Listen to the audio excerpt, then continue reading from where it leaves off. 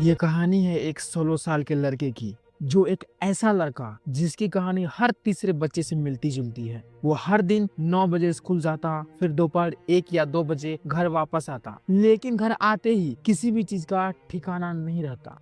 घर आने के बाद बस मोबाइल देखते रहना, और इसी आदत के वजह से उसके 3 से 4 घंटे कैसे बीत जाते उसको पता ही नहीं चलता। और जैसे ही शाम हो जाए वो अपने दोस्तों के साथ टाइम पास करने के लिए निकल जाता था, और रात के 1 या 2 बजे वापस घर आता था। उसके माता पिता को भी लगता था कि वह अपने दोस्तों के साथ पढ़ाई करने जाता है। वो जब भी रात को घर वापस आता, वह किसी को कुछ कहे बिना चुपचाप सो जाता और फिर सुबह 8 बजे उठ जाता था। एक दिन वह शाम को अपने दोस्तों के साथ टाइम पास करने जा रहा था, तभी उसके माता पिता दोनों कुछ बात कर रहे थे। तभी वह उनकी बातें चुपके से सुनने लगा था, और उसके माता पिता उसके भविष्य के बारे में चर्चा कर रहे थे। वो दोनों कह रहे थे, देखना हमारा बेटा बड़ा होकर एक आईएएस या आईपीएस बनेगा, या उसकी जो मर्जी होगी हम उसे वह बना देंगे, और हमारा बेटा जिंदगी में कुछ ना कुछ बड़ा जरूर करेंगे और हमारा नाम रोशन कर देगा। अब वो लड़का उसकी माँ और पिता की बातें सुनकर रोने लगा और सोचने लगा, वो 10वीं भी पास नहीं हो सकता और मेरे माता पिता ने इतने बड़े सपने संजोए रखे हैं। उस रात उसको नींद नहीं आई और पूरी रात वह रोते रहा। दूसरे दिन की सुबह हो गई और वह छत पर चला गया, और जिंदगी में पहली बार उसने उगते सूरज को देखा। अब उसे सूरज को देखकर ऐसा लग रहा था कि ये दिन उसके जिंदगी का पहला दिन है। अब तक 16 साल बीत गए, मैंने अपने जिंदगी को पूरे बर्बाद कर दिया, लेकिन कोई बात नहीं, अब तक काटी है मैंने जिंदगी